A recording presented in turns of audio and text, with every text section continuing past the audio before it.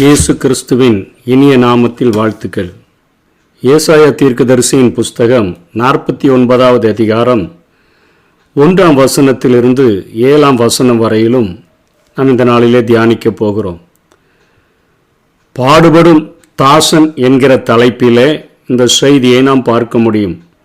இந்த வேத பகுதியில் தேவனின் தாசனாகிய மேசியாவை பற்றிய குறிப்புகள் காணப்படுகின்றன. அவர் பூமியின் கடைசி பரியந்தமும் தேவனுடைய இரட்சிப்பாய் இருப்பார் என்று சொல்லி இங்கே ஏசாயா அந்த காரியங்களை தொடங்குகிறதை பார்க்கிறோம். தீவுகளே எனக்கு செவி கொடுங்கள், தூரத்தில் உள்ள ஜனங்களே கவனியுங்கள். தாயின் கற்பத்தில் இருந்தது முதல் கர்த்தர் என்னை அழைத்து நான் என் தாயின் வயிற்றில் இருக்கையில் என் நாமத்தை பிரஸ்தாபப்படுத்தினார். தீவுகளே எனக்கு செவி கொடுங்கள், தூரத்தில் உள்ள ஜனங்களே, உலகத்தில் உள்ள எல்லா மக்களையும் அழைத்து எனக்கு செவி கொடுங்கள் என்று சொல்லி இங்கே ஏசாயா இயேசு கிறிஸ்துவினுடைய அந்த பிறப்பை குறித்து கொஞ்சம் ஆழமாக தன்னுடைய ஜனங்களுக்கு போதிக்கிறதை பார்க்கிறோம். தாயின் கற்பத்தில் இருந்தது முதல் கர்த்தர் என்னை அழைத்து நான் என் தாயின் வயிற்றில் இருக்கையில் என் நாமத்தை பிரஸ்தாபப்படுத்தினார் என்று சொல்லுகிறாரே. இயேசு கிறிஸ்து அவர் மரியாளுடைய கற்பத்திலே பரிசுத்த ஆவியினால் அவர் உண்டான பொழுது யோசேப்பு அவளை ரகசியமாக தள்ளிவிட யோசனையாய் இருந்தபொழுது கர்த்தருடைய தூதன் யோசேப்புக்கு சொப்பனத்திலே காணப்பட்டு அவரிடத்தில் பேசுகிறார். இன்னும் மரியாளிடத்தில் உற்பத்தி ஆயிருக்கிறது, அது பரிசுத்த ஆவியினால உண்டானது, அது பரிசுத்தமானது, நீ அவளை சேர்த்து கொள்ள ஐயப்படாதே. அந்த குழந்தை பிறக்கும் பொழுது அதற்கு இயேசு என்று பெயரிடுவாயாக, ஏனெனில் அது தமது ஜனங்களின் பாவங்களை அவர் நீக்கி அவர்களை ரட்சிப்பார் என்று சொல்லி அவரை குறித்து அவருடைய கற்பத்தில் இருக்கும் பொழுதே அவருடைய நாமத்தை அங்கே பிரஸ்தாபப்படுத்தினார் தேவன் என்று சொல்லி இங்கே ஏசாயா 700 ஆண்டுகளுக்கு பின்பாக தோன்றக்கூடிய மேசியாவாகிய கிறிஸ்து இயேசுவை குறித்து அவர் சொல்லுகிறதை நாம் பார்க்கிறோம். பிறப்பிலேயே அவருடைய நாமத்தை பிரஸ்தாபப்படுத்தினார் என்று சொல்லி, அதே போல அவர் என் வாயை கூர்மையான பட்டயமாக்கி தமது கரத்து நிழலினால் என்னை மறைத்து என்னை துலக்கமான அம்பாக்கி என்னை தமது அம்பரா தூணியிலே மூடி வைத்தார் என்று சொல்லி பார்க்கிறோம். அம்பரா தூணி என்பது அம்புகளை பாதுகாப்பதற்காக பயன்படுத்தப்படுகிற உரை. இஸ்ரவேல் நாடு நீதியையும் ஒளியையும் நம்பிக்கையும் பிற மக்களுக்கு கொண்டு வருவதற்காக கர்த்தரால் உண்டாக்கப்பட்ட அந்த நாட்டிலே வாழக்கூடிய ஜனங்களுக்கு ஆண்டவருடைய வார்த்தையானது அவர்களுடைய இருதயங்களை ஊடுருவி செல்லக்கூடிய வார்த்தைகளாகவும் நம்பிக்கையின் வார்த்தைகளாகவும் நியாய தீர்ப்பினுடைய வார்த்தைகளாகவும் இருந்ததை நாம் பார்க்க முடிகிறது. எப்படி அம்பு அது துளைத்து செல்லுகிறதோ அதே போல இருதயத்தை துளைத்து செல்லக்கூடியதாக இருபுறம் கருக்குள்ள பட்டயமாக ஆண்டவருடைய வார்த்தை அது கூர்மையாக இருக்கும். அதை ஆண்டவர் பளபளப்பாக்கி அம்பரா தூணியிலே, அதாவது அந்த உரைகளுக்குள்ளாக அவர் அதை வைத்து பாதுகாக்கிறார் என்கிறது போல ஆண்டவருடைய வார்த்தை அந்த நாட்களிலே ஜனங்களை நோக்கி கடந்து சென்றதை பார்க்கிறோம். கர்த்தருடைய வார்த்தையானது இருபுறமும் கருக்குள்ள எந்த பட்டயத்திலும் கருக்குள்ளதாகியும் அது இருதயத்தினுடைய யோசனைகளை, எண்ணங்களை, கணுக்களை, ஊன்களை எல்லாம் வகை வகையாக அது பிரித்தெடுக்கக்கூடிய ஒரு வல்லமை நிறைந்த ஒரு வார்த்தையாக இருக்கிறது. கர்த்தருடைய வார்த்தைக்கு பட்சபாதம் காட்ட தெரியாது. அது எந்த மனிதர்களை நோக்கி செல்லுகிறதோ அவர்களுடைய காரியங்களை அது வெளிப்படையாக, அது எந்தவித பாரபட்சமும் இன்றி வெளிப்படுத்தக்கூடியதாக அது இருக்கிறது. யோவான் ஸ்நானகனுடைய வாழ்க்கையிலே அவனுடைய பிரசங்கத்தையே பார்க்கிறோம்.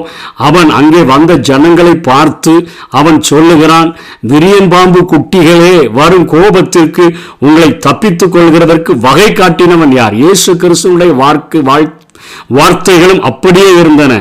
மாய்மாலக்காரர்களே, வேதபாரகரே, பரிசேயரே, உங்களுக்கு ஐயோ என்று பேசுகிறார். நியாய தீர்ப்புகளை குறித்து தெளிவாக பேசுகிறார். எருசலேமே, எருசலேமே, கோழித்தன் குஞ்சுகளை சேர்த்து கொள்ளுகிறது போல உன்னை நான் எத்தனை தரமோ சேர்த்து கொள்ள மனதாயிருந்தேன், ஆனாலும் உனக்கு மனமில்லாமற் போயிற்று என்று சொல்லி அவர் அதற்கு பின்பாக நடக்கக்கூடிய அந்த அழிவுகளை சொல்லுகிறார்.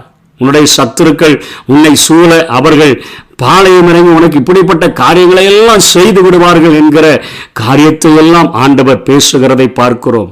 கேராசினே, பெத்சாயிதாவே, உனக்கு ஐயோ என்று பேசுகிறதை பார்க்கிறோம். அவருடைய வார்த்தைகள் அத்தனையாக கூர்மையான பட்டயமாக அவைகள் வெளிப்பட்டது. அம்புகளைப் போல நியாய தீர்ப்பின் வார்த்தைகள் வெளிப்பட்டது என்று சொல்லி அங்கே ஆண்டவர் வாயிலிருந்து புறப்படுகிற வார்த்தைகளை குறித்தும் ஏசாயா சொல்லுகிறார். அவர் என்னை நோக்கி, நீ என் தாசன் இஸ்ரவேலே, நான் உன்னில் மகிமைப்படுவேன் என்றார். நான் உன்னில் மகிமைப்படுவேன் என்று சொன்னால், இயேசு கிறிஸ்து மனிதர்களை பிரியப்படுத்துகிற ஊழியத்தை அவர் இந்த பூமியில் ஒருபொழுதும் அவர் செய்ததில்லை. பிதா அவர் செய்ய குமாரன் காண்கிறது எதுவோ அதையே செய்வார், அவர் தாமாக செய்ய மாட்டார் என்று சொல்லி சீஷர்களே ஒரு முறை சொல்லுகிறார்கள், பிரபலமாய் இருக்க விரும்புகிற எவனும் அந்தரங்கத்தில் எதையும் செய்ய மாட்டான், நம்ம உண்மை வெளிப்படையாக கிரியைகளை செய்யும் என்று சொல்லுகிறார். ஆனால் அவர் தன்னுடைய புகழ்ச்சியை விரும்பாதபடிக்கு எல்லா காரியங்களிலும் பிதா மகிமைப்பட வேண்டும் என்கிறதுல அத்தனை கரிசனை உடையவராக அவர் ஊழியத்தை செய்ததை பார்க்கிறோம். அவர் என்னில் அவர் மகிமைப்பட வேண்டும் என்கிற காரியத்தை செய்கிறதை பார்க்கிறோம். அப்படிப்பட்ட ஊழியர்களின் நடுவில் வீணும் வியர்த்தமுமாய் உழைக்கிறேன், என் பலனை செலவழிக்கிறேன், ஆகிலும் என் நியாயம் கர்த்தரிடத்திலும் என் பலன் என் தேவனிடத்திலும் இருக்கிறது என்று சொன்னேன். குறைவான கனிகளையே பெற்றிருக்கிறேன், கடினமாக உழைக்கிறேன், கடின உழைப்போடு கூட உழைக்கிறேன். நான் பகற்காலம் இருக்கும் மட்டும் என்னை அனுப்பினவருடைய கிரியை செய்ய வேண்டும், ஒருவனும் கிரியை செய்யக்கூடாத ராக்காலம் வருகிறது என்று சொல்லி ஓடுகிறேன், உழைக்கிறேன், பாடுபடுகிறேன், எல்லா காரியங்களையும் செய்கிறேன். நரிகளுக்கு குழிகளும் ஆகாயத்து பறவைகளுக்கு கூடுகளும் இருக்குது, ஆனா எனக்கோ தலை சாய்க்க இடமில்ல. பசியடைந்தவராய் சோர்வடைந்தவராய் அந்த சமாரிய அந்த கிணற்றிடையே உட்காரும் பொழுது அங்கேயும் ஒரு ஆத்தும ஆதாயம் செய்ய வேண்டிய பணியை செய்ய வேண்டியது இருக்கிறது. ஆனால் நான் உழைக்கிற உழைப்புக்கு ஏற்ற ஒரு பலன் கிடைக்கவில்லையே. ஆனாலும் என்னுடைய நியாயம் கர்த்தரிடத்திலும் என் பலன் என் தேவனிடத்திலும் இருக்கிறது என்று சொல்லுகிறார். அவருக்கு தெளிவாக தெரியும், இந்த பூமியில கல்வாரி சிலுவையில நான் உயர்த்தப்படும் பொழுது எல்லாரையும் நான் என்னிடத்தில் இழுத்துக் கொள்வேன் என்கிற காரியம். நோவா எவ்வளவோ பிரயாசப்பட்டார். 100 வருடங்கள் அவர் ஊழியம் செய்த போதிலும் அவர் தன்னுடைய குடும்பத்தை மாத்திரம் 8 பேரை மாத்திரம்தான் அவர் பேழைக்குள்ளாக கொண்டு செல்ல முடிந்தது. இன்னைக்கு நம்முடைய வேலை என்ன? பவுல் அழகா சொல்றார், நான் நட்டேன், அப்போலோ நீர் பாய்ச்சினார், தேவனே விளைய செய்தார் என்று சொல்லி. ஆண்டவராகிய இயேசு கிறிஸ்துவும் இந்த பூமியில அவர் செய்த ஊழியத்தினுடைய முடிவு ஒரு தோல்வியை போலதான் காணப்படுகிறது. சிலுவையில போய் முடிவடைகிறதை பார்க்கிறோம். சிலுவையில் அவர் அறையப்படுகிறார், ஒரு தோல்வியை தழுவுகிறது போல இருக்கிறது. ஆனால் அங்கே ஆண்டவர் அவரை உயிரோடு கூட எழும்ப செய்த பின்பு, இன்னைக்கும் 2023 ஆண்டுகள் ஆன பின்பும் உலகம் முழுவதிலும் அவருடைய ஆத்தும வருத்தத்தின் பலனை கண்டு திருப்தியாக்கும்படியாக ஆண்டவர் அநேக ஆத்துமாக்களை ஆண்டவருக்கு இயேசு கிறிஸ்துவுக்கு சொந்தமாக கொடுத்திருக்கிறதை நாம் பார்க்க முடிகிறது. யாக்கோபை தன்னிடத்திலும் திருப்பும்படி நான் தாயின் கற்பத்தில் இருந்தது முதல் கர்த்தர் தமக்கு தாசனாக என்னை உருவாக்கினார் என்று சொல்லி முதல் வசனத்தையே ஏசாயா இங்கே நினைவு கூறுகிறார். ஆனால் இஸ்ரவேலோ சேராதே போகிறது. அவர் தமக்கு சொந்தமானதில் வந்தார், சொந்தமானவர்களோ அவரை ஏற்றுக்கொள்ளவில்லை என்று பார்க்கிறோம். ஆகிலும் கர்த்தருடைய பார்வையில நான் கனமடைவேன், என் தேவன் என் பலனாயிருப்பார். இது எதை குறிக்கிறது? கல்வாரி சிலுவையானது அது கெட்டு போகிறவர்களுக்கு சிலுவையை பற்றிய உபதேசம் அது பைத்தியமாய் இருக்கலாம். ஆனா அந்த சிலுவையினுடைய மரணத்தின் நிமித்தமாக, அந்த பாடுகளின் நிமித்தமாக, அந்த சிந்தப்பட்ட இரத்தத்தின் நிமித்தமாக, என் தேவன் என் பலனாய் இருக்கிறது நிமித்தமாக அநேகரை என் பக்கம் நான் இழுத்துக் கொள்ளுவேன் என்று ஆண்டவர் சொல்லுகிறதை பார்க்கிறோம். கெட்டு போகிறவர்களுக்கு பலவீனம், ஆனால் தேவனுக்கோ நமக்கோ ரட்சிக்கப்படுகிறவர்களுக்கோ அது மிகுந்த பலனாயிருக்கிறதை பார்க்கிறோம். 6ஆம் வசனத்தில் யாக்கோபின் கோத்திரங்களை எழும்பவும் இஸ்ரவேலில் காக்கப்பட்டவர்களை திருப்பவும் நீர் எனக்கு தாசனாயிருப்பது அற்ப காரியமாயிருக்கிறது, நீர் பூமியின் கடைசி பரியந்தமும் என்னுடைய ரட்சிப்பாய் இருக்கும்படி உம்மை ஜாதிகளுக்கு ஒளியாகவும் வைப்பேன். இஸ்ரவேலின் மீட்பரும் அதன் பரிசுத்தருமாகிய கர்த்தர் மனுஷரால் அசட்டை பண்ணப்பட்டவரும் ஜாதியாரால் அருவருக்கப்பட்டவரும் அதிகாரிகளுக்கு ஊழியக்காரனுமாய் இருக்கிறவரை நோக்கி, உண்மையுள்ள கர்த்தர் நிமித்தமும் உம்மை தெரிந்து கொண்ட இஸ்ரவேலின் பரிசுத்தரின் நிமித்தமும் ராஜாக்கள் கண்டு எழுந்து இருந்து பிரபுக்கள் பணிந்து கொள்வார்கள் என்று சொல்லுகிறதை பார்க்கிறோம். இந்த 6-7 வசனங்களிலே இயேசு கிறிஸ்துவை இந்த உலகத்திற்கு இரட்சகராகவும் இந்த உலகத்திற்கு ஒளியாகவும் நான் வைத்தேன் என்று சொல்லி ஆண்டவர் அவருடைய ஊழியத்தினுடைய அழைப்பை குறித்து சொல்லுகிறதை பார்க்கிறோம். ரட்சிப்பு என்றால் கிரேக்க மொழியில ஒரே சொல்லுதான், ரட்சணியினாலும் அதே சொல்லுதான் பயன்படுத்தப்படுகிறது. எப்படி சகரியா இயேசு கிறிஸ்துவை தன்னுடைய கரங்களிலே வாங்கி கொண்டு உம்முடைய ரட்சணியத்தை என்னுடைய கண்கள் கண்டது என்று சொன்னாரோ, ரெண்டுக்குமே சோடே அல்லது சோடேரியா என்கிற வார்த்தையானது பயன்படுத்தப்படுகிறது. ஆபத்துல, தண்டனையில, பாவ தண்டனையிலிருந்து அவர்களை விடுவிக்கிறவர் மாத்திரமல்ல, அவர்களை பாதுகாத்து பராமரிக்கிற வேலையை செய்யக்கூடியவர் என்பதுதான் ரட்சிக்கிறவர் என்று சொல்லி அர்த்தம். வெறுமனே விடுவிக்கிறவர் மாத்திரமல்ல, அவர்களை பாதுகாக்கிறவும் அவர்களை வாழ்நாளெல்லாம் பராமரிக்கவும் செய்கிற ஒரு ஆண்டவர். ஆகாயத்து பட்சிகளை கவனித்து பாருங்கள். அவைகள் விதைக்கிறதில்ல, அறுக்கிறதில்ல, களஞ்சியங்களில் சேர்க்கிறதில்ல, அவைகளையும் உங்கள் பரமபிதா பிழை போட்டுவார்கள் என்று சொல்லுத அப்படிப்பட்ட ஒரு ஊழியத்தை தான் இயேசு கிறிஸ்து பெற்று இந்த உலகத்துக்கு ஒளியாய் இருக்கிறார். என்னை பின்பற்றுகிறவன் இருளில நடவாமல் ஜீவ ஒளியை அடைந்திருப்பான் என்று சொல்லுகிறார். உலகத்தில் வந்து எந்த ஒரு மனுஷனையும் பிரகாசிக்கிற மெய்யான ஒளி என்று இயேசுவை குறித்து சொல்லப்படுது. அவர்கள் அவரை நோக்கி பார்த்து பிரகாசம் அடைந்தார்கள் என்று சொல்லப்படுகிறது. அப்படிப்பட்ட ஒரு ஊழியத்தை தான் இயேசு கிறிஸ்து பெற்றிருந்தார் என்கிறதை இந்த பகுதியிலே நாம் பார்க்கிறோம்.